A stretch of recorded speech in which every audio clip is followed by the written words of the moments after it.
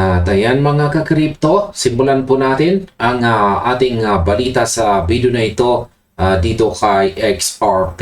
Kung saan sabi po sa title ng balita natin dito mula kay Times Tabloid ay XRP is now at its most oversold levels ever. Ayan. Isa pong napakalaking balita na naman na umiikot ngayon sa buong crypto community na talagang nakapukaw ng atensyon ng maraming mga traders at investors sa buong mundo. Matapos po ang isang mahabang pagbaba o pullback mula sa all-time high nito, si XRP ay bumalik po sa isang antas na hindi pa natin nakikita kailanman sa kasaysayan na ang buong asset na ito. Ang usap-usapan po ngayon ay tungkol sa pinakabagong ulat na nagpapakita na si XRP ay pumasok na po sa pinaka-oversold na monthly condition nito sa buong record ng market history. Isa pong kilalang crypto analyst dito at commentator na si Ash Crypto. Ayan po siya.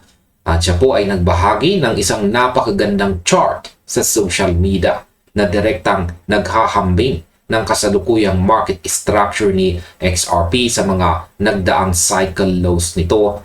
At ayon po sa kanyang analysis, si XRP ay nasa pinaka-oversold na level nito kailanman. Ipinunto po niya na ang asset ay bumaba na ng 72% mula sa all-time high nito, kung saan umabot ito sa isang 2-year low na malapit po sa $1 mark nitong nakaraang buwan. Ayan. Ang pinakamainit na bahagi po ng balitang ito ay ang Monthly Relative Strength Index o RSI na ngayon ay mas oversold pa kaysa noong kasagsagan ng 2020 COVID crash. Kaya sa video na ito ay pag-usapan po natin ang balitang ito kung ano nga ba ang kahulugan ng napakalalim na oversold level na ito at kung paano po ito makakaapekto sa atin sa mga susunod na hakbang sa market.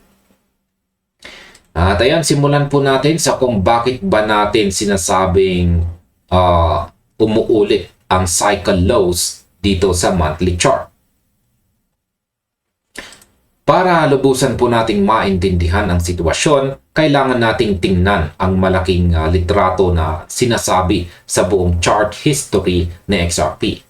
Ang chart po dito na ibinahagi ng analyst ay sumasaklaw sa ilang mga market cycles na nagsimula pa bago ang malaking rally ni XRP noong taong 2017.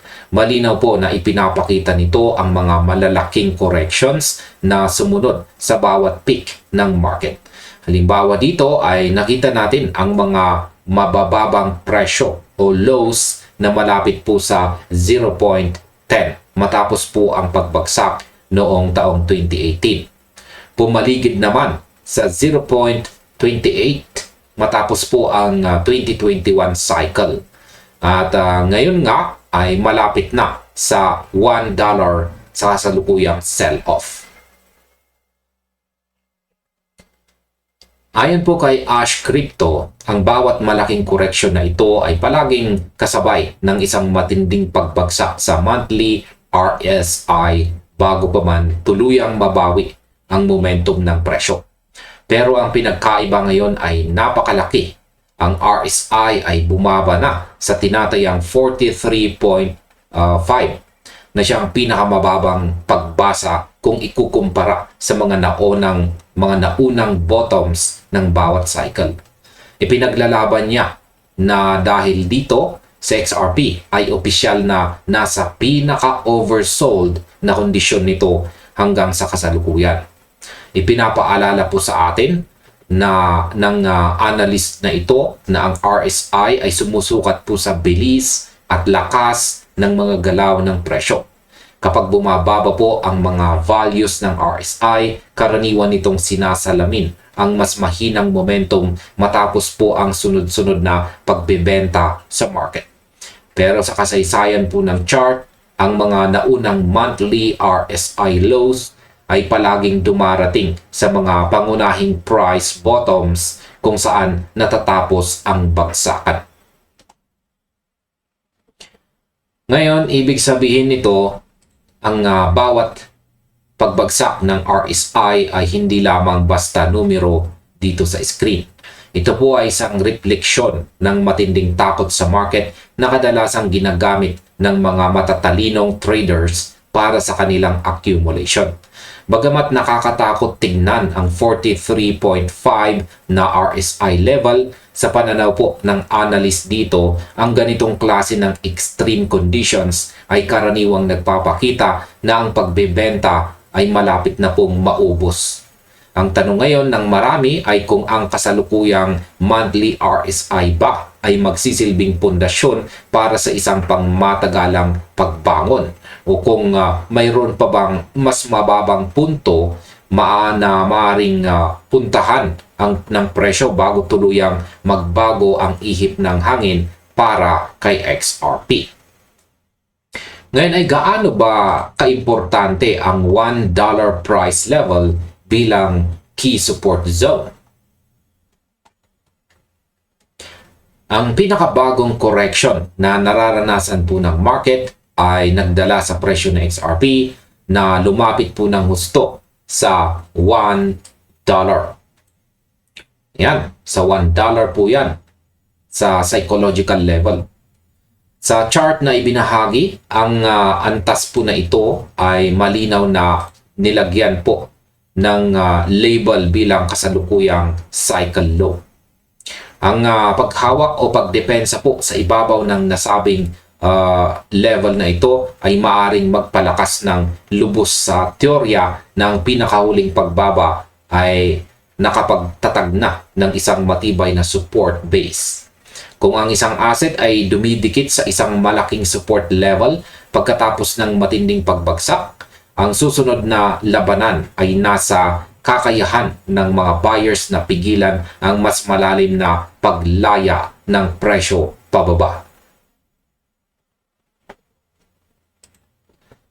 Sa aking opinyon, kung ang mga buyers ay patuloy na idedepensa ang mahalagang price level na ito, ang atensyon ng buong market ay lilipat po sa tanong kung si XRP ba ay makakabuo na ng mas mataas na base bago subukang umakyat muli ng mas mataas. Ang isang nagpapatuloy na recovery sa monthly RSI ay magiging isang napakagandang sinyalis din na nagpapahiwatig ng pagpapabuti ng momentum matapos po ang sunod-sunod na pagbaba. Sinasabi po sa atin ng perspektibong ito na ang $1 ay hindi lamang basta ordinaryong numero. Ito po ang huling linya ng depensa para mapanatili ang buong structure ng pangmatagalang chart ni XRP. Sa bawat pagkakataon na ang presyo ay sumasayad po sa ganitong uri ng support, ang market ay dumadaan sa isang matinding pagsubok ng pasensya. Ang mga taong nagbabantay po sa galaw ng chart ay inaabangang makita kung ang $1 price level na ito ay aasal bilang isang matibay na pader laban sa mga sellers. Kung ito po ay mananatili, ang chart ay magbibigay ng dahilan para maniwala na ang pinakamasamang bahagi ng bear phase ay tapos na. Ngunit kung ito ay mabutas, ang buong pananaw ng mga investors ay maaaring mangailangan ng panibagong pagsusuri habang naghahanap ng mas mababang lugar kung saan maaaring sumalo ang mga investors. Ngayon ay posible bang narito na tayo sa pinaka-bottom na kasalukuyang market cycle? Dito na tayo sa pinakamahalagang tanong na bumabagabag ngayon sa isip ng bawat investors. Yan. Is the bottom in? Salip na magbigay ng isang direktang prediction o hula, pinili ng nagbahagi po sa balitang ito na tapusin ang kanyang pahayag sa pamamagitan ng pagtatanong sa kanyang mga tagasunod kung naniniwala ba silang narito na nga tayo sa pinakailalim ng market. Ang mismong chart ay nagbibigay po ng sapat na mga rason kung bakit ang ilang mga traders ay tinitignan ang kasalukuyang setup bilang isang napakahalagang pangyayari. Sa XRP ay dumaan po sa isang napakalalim na correction mula sa tuktok nito. Bumalik sa isang pangunahing support area na malapit sa $1 at naabot ang pinakamababang monthly RSI reading sa kasaysayan ng chart na ito. Ngayon ay pinapaalala rin sa atin na sa kabila ng mga nakakaintrigang sinyalis na ito, ang confirmation ng isang tunay na market bottom ay kadalasang nagmumula sa nagpapatuloy na lakas ng presyo sa halip na umasa lamang sa RSI ng mag-isa. Para po sa kasalukuyang yugto, ang mga traders ay patuloy na magbabantay kung sa XRP ba ay matagumpay na makakahawak sa support at makakapagsimula ng mas matibay na recovery sa mga darating na buwan. Ibig pong sabihin, ang mga numerong nakikita natin ngayon ay mga paunang pahiwatig pa lamang at kailangan pa natin ng karagdagang confirmation mula sa actual price action para masabing tuluyan ng nakabawi ang asset. Ang ganitong uri ng sitwasyon ay nangangailangan po ng labis na pagtitimpi at tamang pag-unawa sa galaw ng buong market. Bagamat ang mga oversold conditions ay madalas na nauuwi sa malalakas na pag-akyat sa hinaharap, ang tiyempo o timing ay nananatiling susi sa tagumpay ng bawat desisyon. Habang pinapanood po natin ang pag-usad ng mga buwan ngayon pong taong 2026, ang bawat galaw ng candle sa chart ay magsisilbing gabay kung ang $1 region ba ay magiging simula ng isang bagong tagumpay o isa na namang pagsubok para sa katatagan ng mga nagmamay-ari kay XRP.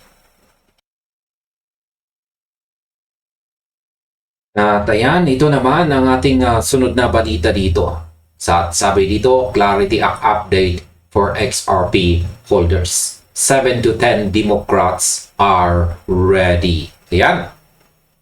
Isa pong napakainit na balita na naman kung saan ay kailangan po nating tutukan ngayon dahil ito po ang direktang siyang magpapatuloy sa ating mga usapin tungkol po sa kinabukasan ng XRP. Kung akala po ninyo ay stagnant na ang sitwasyon sa Senado pagdating sa mga regulasyon, nagkakamali po kayo. May bigla pong pagbabago sa mga numero sa Washington at ang mga balitang ito ay pwedeng magpabago ng laro para sa buong digital asset industry. Kaya pag-uusapan po natin sa balitang ito ang pinakabagong update tungkol po sa Clarity Act at kung bakit ang mga balitang lumalabas ngayon ay nagdudulot po ng matinding pag-asa sa ating community. Bakit nga ba biglang nagbago ang laro sa Senado para sa Clarity Act?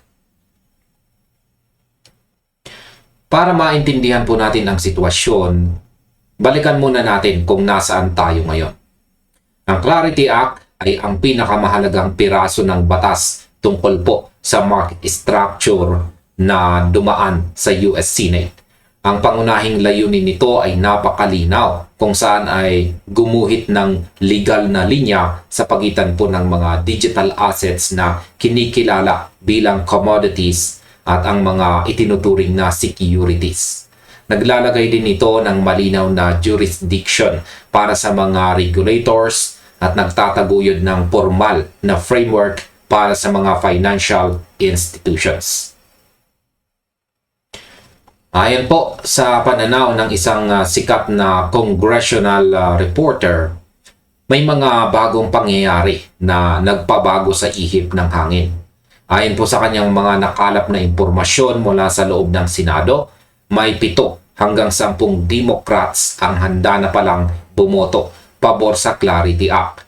Sinabi pa niya na mukhang seryoso na talaga silang maipasa ang batas na ito sa lalong madaling panahon. Para sa akin, napakalaki po ng implikasyon nito noong mga nakaraang mga nakaraang linggo po, mga ka-crypto. Ang alam natin ay mayroon ng 51 confirmed na yes votes. Pero ang problema, ang magic number para makapasa po sa Senado ay 60 votes. Dahil po sa 51 lang tayo, para bang malayo pa ang destination at mukhang abot kamay na sana, pero bitin. Ngayon, sa pagpasok po ng 7 hanggang 10 bagong boto mula sa Democratic Party, ang dating 51 ay aakyat na sa hindi po bababa sa 58 votes. Kung makuha po natin ang buong 10, ibig sabihin ay pasok na tayo sa 60 vote threshold. Ito ang tinatawag nating turning point. Kaya ang opinion ko po dito, ang mga politiko ay unti-unting nakikita na hindi na nila kayang baliwalain ang paglago ng crypto economy. Ang pagbabago ng kanilang paninindigan ay patunay lamang na ang pressure mula sa iba't ibang panig ay nagbubunga na. Hindi na ito simpleng usapin ng partido. Ito na ay usapin ng economic progress at financial clarity na matagal nang hinihintay ng market. Ngayon ay ano ba ang nakatagong dahilan sa likod ng mga pagkaantala? Marami sa atin ang nagtatanong kung maganda naman pala ang takbo ng batas na ito, bakit hindi pa ito na iboboto agad? Bakit ba umabot pa sa puntong nagkaabutan ng mga espekulasyon na baka abutin pa ito ng taong 2030 bago maipasa? Sagutin po natin yan gamit ang mga facts. Ang Clarity Act ay nakabinbin na sa Senate Legislative Calendar mula pa noong buwan ng June. Ibig sabihin, pwede na sana itong iboto anumang oras. Pero kailangan muna nitong maghintay ng tinatawag na floor time. At ano ba ang inuna ng Senado? Si Majority Leader John Thune ay kinakailangang unahin ang Lindsey Graham Sanctioning Russia Act of 2026. Ayan. Isa po itong importanteng batas na ipinangalan bilang pagpupugay sa yumaong senador. Kasabay na rin ng napakaraming federal na nominasyon na kailangang aprubahan. Ngayon ay dito na po pumasok ang mga alinlangan. Ayon po sa mga alituntunin ng Senado, isa lang ang pinapayagang contested bill na umabante ng sabay-sabay. Dahil dito, natulak pabalik ang Clarity Act. At marami ang nangamba na baka abutin po tayo ng August 8 recess na walang nararating na desisyon. Ngayon, sa aking opinion, normal lamang ang ganitong klaseng delay sa Washington. Ang burokrasya ay sadyang mabagal kapag nagtatagpo ang geopolitical issues at domestic legislation. Pero ang pinakamagandang balita rito ay hindi tuluyang ibinasura ang batas. Ang sabi nga sa mga ulat, ang mga mambabatas ay aktibong gumagawa ng mga compromise legislation para maipadala sa White House ngayong linggo mismong ito. Para sa akin, ang pagkakaroon po ng active negotiations sa likod ng mga saradong pinto ay isang malinaw na sinyales na may mangyayari. Hindi sila mag-aabala na makipag-compromise kung patay na ang issue. Ang delay ay hindi dahil tinatanggihan ang crypto, kundi dahil marami lang talagang prioridad ang Senado sa mga panahong ito. Kaya ang masasabi ko po ay ang pagkaantalang ito ay nagsilbi lamang na pampatagal. Pero ngayon ay bumibilis na ulit ang takbo dahil papalapit na ang deadline sa August. Ngayon ay paano ba ito direktang makakaapekto kay XRP at saka sa institutional adoption? Pag-usapan naman natin kung ano ang eksaktong ibig sabihin nito para sa ating paboritong asset. Ayon sa mga sumusubaybay sa industriya, sa XRP ay isa sa mga pangunahing digital assets na may pinakamalaking pagkakataon na makinabang ng husto sa Clarity Act na ito. Ngayon ay bakit? Dahil ang batas na ito ay magbibigay po ng formal at statutory distinction sa pagitan ng digital commodities at saka securities. Sa sandaling may sa batas ito, ang commodity status ng XRP ay tuluyan ng mailalagay sa federal na batas. Magbibigay din ito ng malinaw na kapangyarihan sa Commodity Futures Trading Commission o CFTC para pamahalaan ang spot markets ng mga assets na sapat ang decentralization, kabilang na po si XRP. Dagdag pa rito, nabanggit ni Senator Cynthia Lummis na ang mga higanting institusyong pinansyal sa buong mundo, gaya po ng BlackRock, Goldman Sachs, Fidelity, Franklin Templeton at ang SoFi ay hayagang sumusuporta sa batas na ito. Ngayon para sa akin, ito ang nawawalang piyesa sa palaisipan ng crypto adoption. Sa loob ng napakahabang panahon, ang mga malalaking institution ay nananatiling nag-aalinlangan. Hindi dahil ayaw nila sa technology, kundi dahil takot sila sa regulatory uncertainty. Ayaw nilang mag-invest ng bilyong-bilyong dolyar sa isang market na pwedeng sitahin ng gobyerno bukas. Sa pamamagitan po ng Clarity Act, ang takot na iyon ay mabubura. Kaya masasabi ko po ay ang pagpasok ng mga higanting kumpanya gaya ng BlackRock at Goldman Sachs ay hindi po nangyayari ng basta-basta lamang. Alam nila ang mga impormasyong pinaplano sa Senado. Kapag opisyal na naging batas ito, mawawala na po ang pinakamalaking balakid sa institutional capital.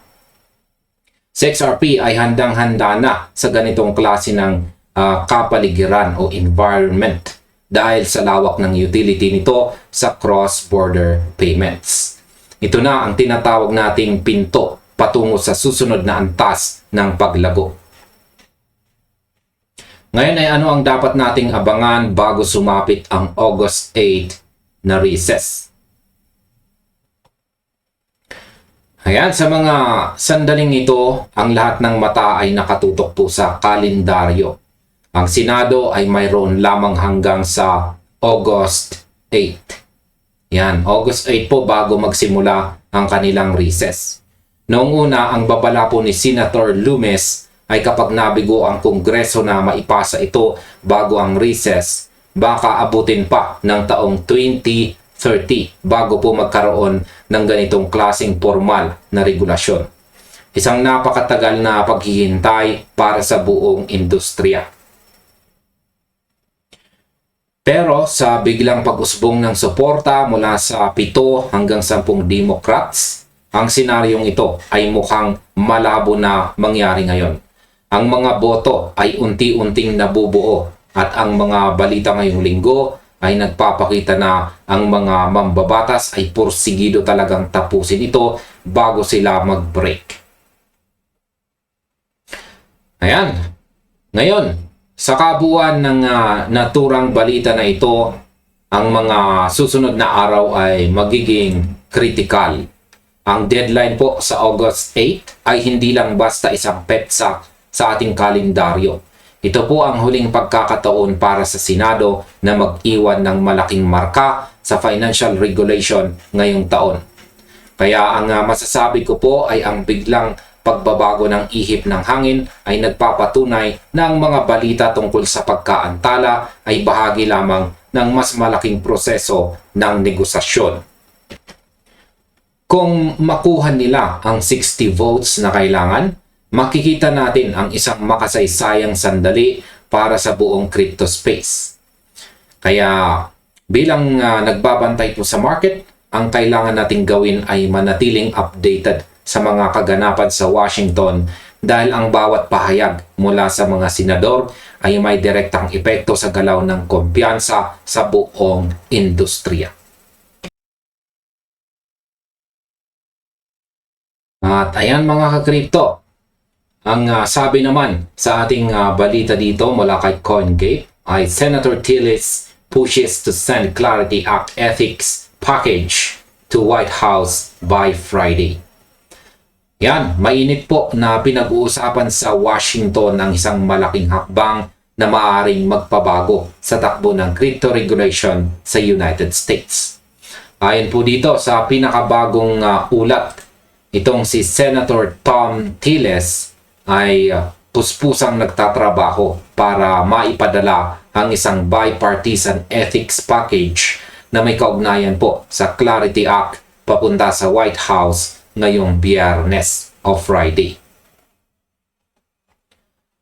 Hindi po ito biro dahil ang hakbang na ito ay resulta ng mahabang negosasyon sa pagitan ni Senator Tillis at Democratic Senator Robin Gallego. Matapos po ang ilang buwang pag-uusap, mukhang umabot na sila sa isang preliminary agreement tungkol sa mga probisyon ng ethics. Pero bago po natin husgahan ang buong pangyayari, alamin muna natin ang detalye kung bakit ito napakahalaga para sa buong industriya. Yan, bakit ba minamadali ni Senator Tillis ang White House deadline? Ayan po kay Senator Tillis, target po nilang i-vet ang language ng ethics package sa administrasyon ngayong Biyernes o Friday. Sabi nga niya, ang hakbang na ito ay susi para ma-convince ang mga Democrats na magpakita ng good faith sa pamamagitan ng pag-aproba sa procedural vote sa susunod na linggo. Ang sabi nga ni Tillis, kung hindi matatapos ang ethics baseline na ito, hindi rin siya boboto sa back-end ng proseso. Sa aking opinyon, ang taktika na ito ni Senator Tillis ay isang klase ng political leverage. Alam niya na para umusad po ang Clarity Act, kailangan niyang pagtugmain ang mga interes ng Democrats at saka Republicans. Sa pamamagitan ng pagtakda ng deadline sa White House ngayong Friday, pinipilit niya ang magkabilang panig na magkaayos na. Para sa isang analyst, ang ganitong klaseng galaw sa lehislatura ay karaniwang ginagamit para basagin ang deadlocks. Kung tutuusin, ang pag-usad po ng procedural vote sa susunod na linggo ay magiging hudyat na handa na ang Senado na seryosohing talakayin o pag-usapan ang digital assets framework. Ang tanong na lang ay kung kaya ba talagang tapusin ang mga detalye sa loob ng napakaikling panahon. Ngayon ay sino ang mga hadlang at bakit may delay sa Senado? Bagamat may kasunduan sina Tillis at saka Senator Gallego, marami pa rin ang nag-aalinlangan. Ayon po sa Punch Bowl News, nagmeeting muli ang mga key Senate Democrats nitong Miyerkules ng hapon para pag-usapan ang mga reforma. Meron pong isang Democratic Senator na nagpahayag na marami pang kailangang maging maayos bago mangyari ang botohan.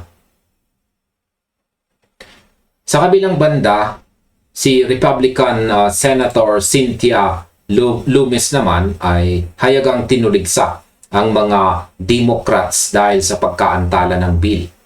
Ayon po kay Lummis, halos 11 buwan na silang nagbibigay ng halos lahat ng hiniling sa kanila. Kaya naman nagtataka siya kung ano pa ang kailangan ng kanilang mga kasamahan bago umaksyon. Bukod dito, abala rin ang Senado sa iba pang mga prioridad tulad po ng Russia Sanctions Bill at iba pang mga nomination ni Trump. Ngayon, para sa akin, ang banggaan na ito sa pagitan po ni Loomis at ng mga Democrats ay nagpapakita lamang kung gaano kalalim ang pagkakaiba ng pananaw ng dalawang partido pagdating po dito sa crypto. Ang mga Democrats ay labis na nag-iingat dahil sa mga issue ng consumer protection at saka financial stability. Habang ang mga Republicans naman ay naniniwala na ang labis na pagkaantala ay nakakasira sa competitiveness ng Amerika. Kaya para sa akin, nakikita ko na ang delay na ito ay hindi na tungkol sa technicalities kundi tungkol po sa political control. Kung ang mga leader ng Senado ay magpapatuloy sa kanilang target na cloture vote sa susunod na linggo sa kabila ng kanilang ibang prioridad, ipinapakita nito na ang Clarity Act ay unti-unting umaakyat sa tuktok ng legislative agenda. Ngayon ay paano naman sumugod ang Jack Dorsey's block para suportahan ang bill? Yan, sa gitna ng mga usapang ito sa Senado ay umiksena po ang kumpanya ni Jack Dorsey sa block. Nagpadala po sila ng isang opisyal na sulat sa mga leader ng Senado na mahigpit na nag-uudyok na dalhin na sa floor vote ang Clarity Act. Ayon po sa block, kailangan na ang regulatory clarity at mga legal protections para sa mga developers at saka self-custody ng mga digital assets. Sa aking opinyon, ang paglahok po ng block sa pamamagitan ng sulat na ito ay nagbibigay po ng malaking bigat sa industriya. Kapag ang mga malalaking kumpanya at tech figures tulad po ni Jack Dorsey ang lantaran ng nananawagan ng legislative action, nagbibigay ito ng pressure sa mga mambabatas na pakinggan ang boses ng tech sector. Kaya sa aking pananaw, ang self-custody at ang proteksyon para sa mga developers ang pinakapuso ng isyong ito. Kung walang malinaw na batas, ang mga innovators ay patuloy na mangangamba na baka sila ay ma-target ng regulatory overreach. Ang suportang ito ay mula sa block. Yan, ang suportang ito mula sa block ay isa pong malinaw na mensahe na ang industriya ay sawa na sa kawalan ng katiyakan at gustong-gusto na ang isang formal na balangkas ng batas. At ngayon ay ano naman ang sikretong backup plan ng SEC at saka ang CFTC. Habang nagdidebate po ang Washington, may isa pang mahalagang balita. Lumalabas na ang SEC at saka CFTC ay bumubuo na ng isang backup plan para sa mga regulasyon ng crypto sa US. At bakit? Dahil mukhang mahirap maipasa ang Clarity Act bago ang inaabangang August recess. Ayon po sa mga ulat, ang mga regulators ay isinusulong ang Project Crypto upang tukuyin kung ano ang mga digital assets at gumawa ng mas malinaw na patakaran para sa staking, stablecoins, custody, fundraising at saka on-chain trading. Sa aking opinyon, ang pagkilos na ito ng SEC at CFTC ay isang patunay na kahit mabagal po ang Kongreso, ang mga regulatory agencies ay naghahanda na sa anumang mangyayari. Kung sakaling maantala po ang Clarity Act dahil sa recess, ang Project Crypto ang magsisilbing pansamantalang gabay. Para sa akin, nakikita ko na ang mga ahensyang ito ay gustong unahan ang sitwasyon para hindi mapag-iwanan ng bilis ng technology. Bagamat mas gusto ng industriya ang batas na galing po sa Kongreso kaysa sa mga desisyon ng mga regulatory agencies, ang hakbang na ito ay nagpapakita na ang regulasyon ay darating sa anumang paraan, sa pamamagitan man ng Kongreso o sa pamamagitan ng mga ahensya. Ngayon ay bakit nagreklamo ang mga banking executives sa stablecoin provisions? Hindi rin nawawalan ng kontrobersiya ang usapin dahil kamakailan lamang ay pinuna ni Patrick Witt ang mga bangko sa US. Ito ay matapos pong magpadala ang 134 banking executives at leaders ng liham sa Senado kung saan ay iginigit nilang rebisahin ang mga probisyon tungkol sa stablecoin sa loob ng Clarity Act. Sa aking opinyon, ang pagtutol po o pag-aalala ng mga tradisyonal na bangko ay hindi po nakakagulat. Natatakot po ang tradisyonal na banking sector na baka maagaw ng mga stablecoin issuers at crypto platforms ang kanilang market share pagdating sa payments at saka liquidity. Kaya masasabi ko po ay ang labanan na ito sa pagdating sa stablecoins ay isa pong patunay na ang crypto ay nagiging bantana sa lumang financial system. Ang paggigiit po ng mga bangko na baguhin ang mga probisyon ay isa na namang paraan para protektahan ang kanilang sariling interes. Ngunit para po sa mga mambabatas, ang balanse sa pagitan ng pagprotekta sa tradisyonal na sistema at pagpapahintulot sa innovation ang pinakamahirap na hamon sa kasalukuyan. At ayan, sa kabuuan po ng balitang ito, yan, ang mga susunod na araw ay magiging kritikal para sa Clarity Act. Ang hakbang ni Senator Tiles na ihatid ang ethics package sa White House ngayong Biyernes, ang patuloy po na pressure mula sa block ni Jack Dorsey, ang pagkakahanda ng SEC at CFTC sa pamamagitan ng Project Crypto at ang mga pagkontra ng mga tradisyonal na bangko ay nagpapakita lamang na malapit na tayong umabot sa isang malaking desisyon. Kaya manatili po tayong nakatutok dahil ang mga susunod na kaganapan sa Washington ay tiyak na magpapagalaw sa buong market. At ayan na po ang ating panghuling balita dito. Yan, ang update po ito sa kasalukuyang nagaganap na US-Iran war. Ayan, ang digmaan po sa pagitan ng bansang US at ang Iran. Yan, isa po itong malaking kaganapan sa global news na direktang nakakaapekto sa ating mga ekonomiya at sa market. Ayon po sa pinakahuling ulat ay muling uminit ng husto ang tensyon sa pagitan po ng United States at Iran matapos po ang isang sorpresang pag-atake ng mga misyon. Hindi na ito simpleng iringan lamang.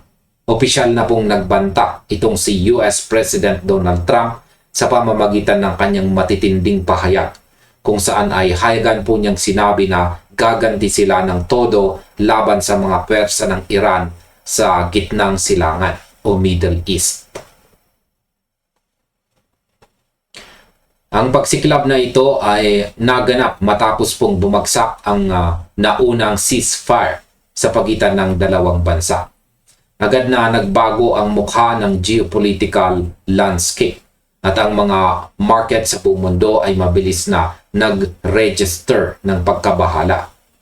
Kaya susubukan po nating intindihin kung paano po nag-aalmahan ang mga pangyayaring ito mula po sa pagtaas ng presyo ng langis hanggang sa reaksyon ng ating mga stock markets at ng ating paboritong cryptocurrencies na si Bitcoin. Yan, kasama po si Bitcoin, yan, at iba pang mga cryptocurrencies. Ayan, simulan po natin sa kung bakit nga ba sumiklab ang US-Iran conflict ngayon pong July. Yan, ngayon pong July 2026. Yan. Ayon po sa mga opisyal ng United States ay naglunsad ang Iran ng mga misyon na target ang mga base militar ng Amerika sa Middle East.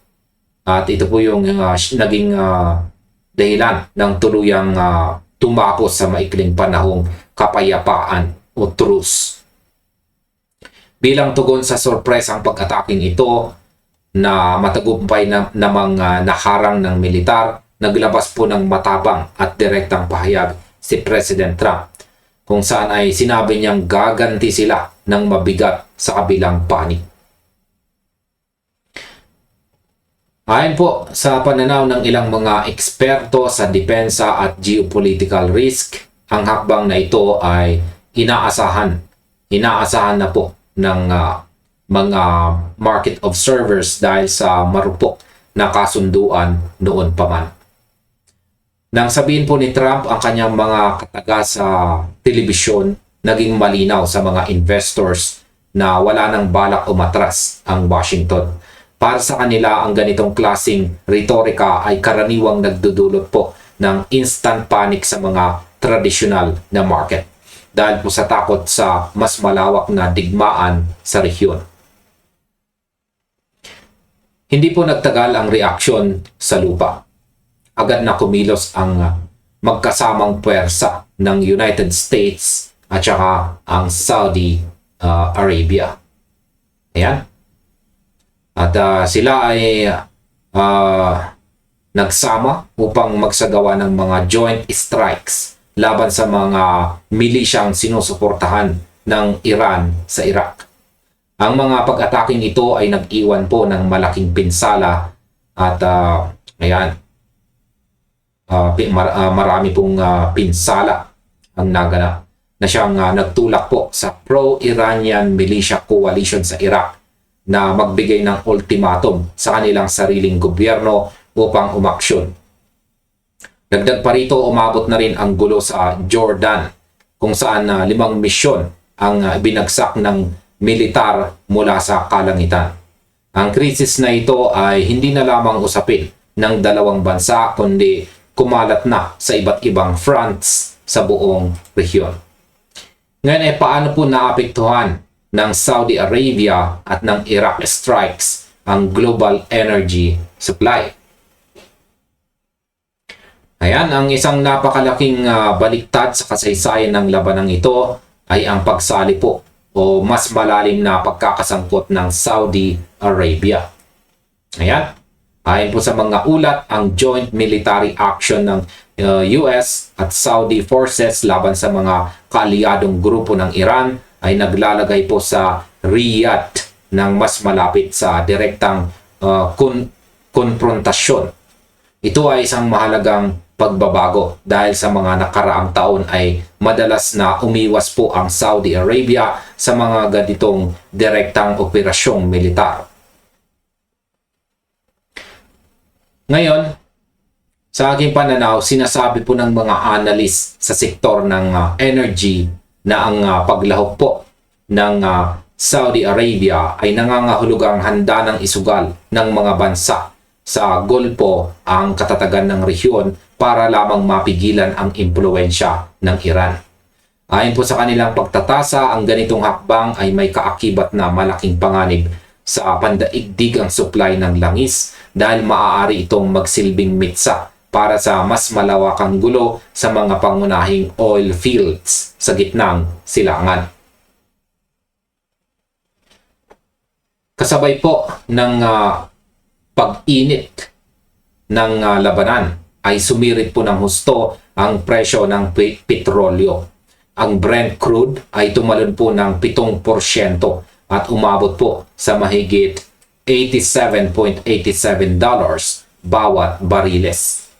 Ang pagtaas na ito ay direktang reaksyon ng mga traders sa banta sa mga shipping routes at energy shipments sa rehiyon. Ang mga kumpanya sa pagpapadala o shipping companies ay naghahanap na ngayon ng mga alternatibong rota dahil po sa lumalaking panganib sa karagatan. Ngayon ay bakit naman nanganganib ang Bab al-Mandeb at Strait of Hormuz sa gitna ng kilisang ito? Yan, ang mga pangunahing dahilan. Ang mga pangunahing daanan ng barko sa mundo ay nakakaranas ngayon ng matinding pressure. Ang pagtawid po sa Bab al-Mandeb Strait, ayan, ay bumagsak ng husto matapos i-announce ang blockade ng Houthi laban sa mga daungan ng Saudi Arabia. Samantala, ang trapiko naman sa Strait of Hormuz ay nananatiling napakababa na nagbibigay ng dagdag na pasanin sa global energy markets dahil ang rutang ito ang isa sa pinakamahalagang daluyan ng langis at krodo sa buong mundo. Ayon po sa mga economic at maritime security analyst, ang pagbara o pag-iwas sa mga rutang ito ay pipilitin ang mga negosyante na gumamit ng mas mababa at mas mahal na daanan na siya namang magpapataas ng halaga ng mga bilihin sa buong mundo.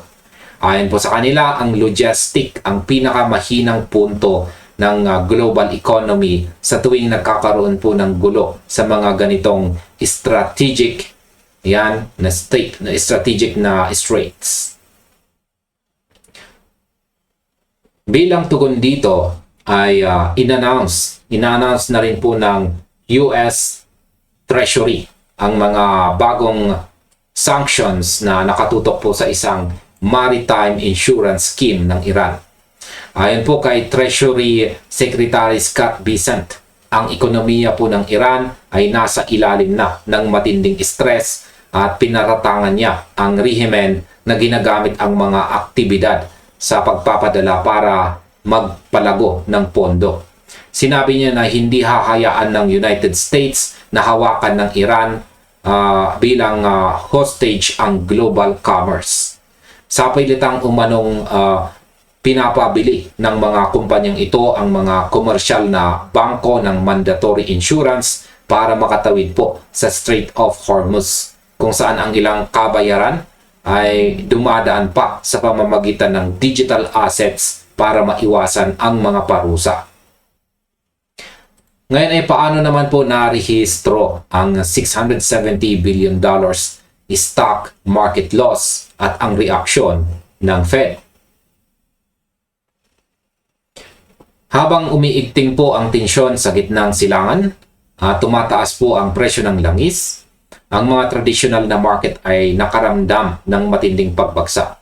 Ang US stocks ay nawalan ng tinatayang $670 billion sa kabuang market value nito, habang ang mga investors ay nagpasyang lumayo muna sa mga risk assets dala ng kawalan ng katiyakan sa politika at saka digmaan.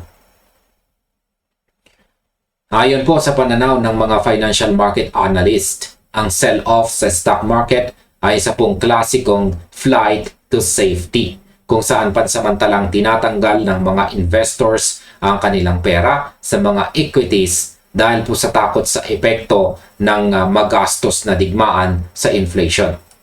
Gayunpaman ay binigyang diin nila na ang pagbagsak na ito ay bahagyang napawi o nabigyan ng pansamantalang ginhawa dahil po sa desisyon ng Federal Reserve. Sa kabutihang palad, nagbigay ng kaunting kapanatagan ang desisyon ng Federal Reserve sa gitna ng krisis. Matapos po ang kanilang huling policy meeting ngayong buwang ito ng July, pinili po ng Central Bank na panatilihing unchanged or pako po sa 3.50% hanggang 3.75% ang kanilang benchmark interest rate. Ang hakbang na ito ng Fed ang nagsilbing panangga para hindi po tuluyang gumuho ang kumpiyansa ng mga market sa gitna ng geopolitical pressure. Ngayon, bakit nananatiling matatag si Bitcoin malapit naman sa presyong $64,500? At yan po ay sa gitna ng geopolitical pressure.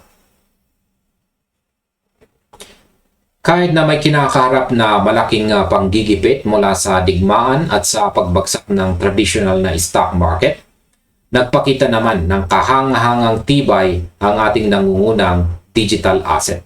Si Bitcoin ay matagumpay na nakabawi mula sa pagbaba nito sa ibaba ng $64,000 na nangyari po yan matapos ang unang balita tungkol pa sa US-Iran war update. At ngayon kasalukuyang nakikipag-trade po ito malapit sa presyong $64,000 habang hawak ang mga katamtamang kita sa kabila ng krisis.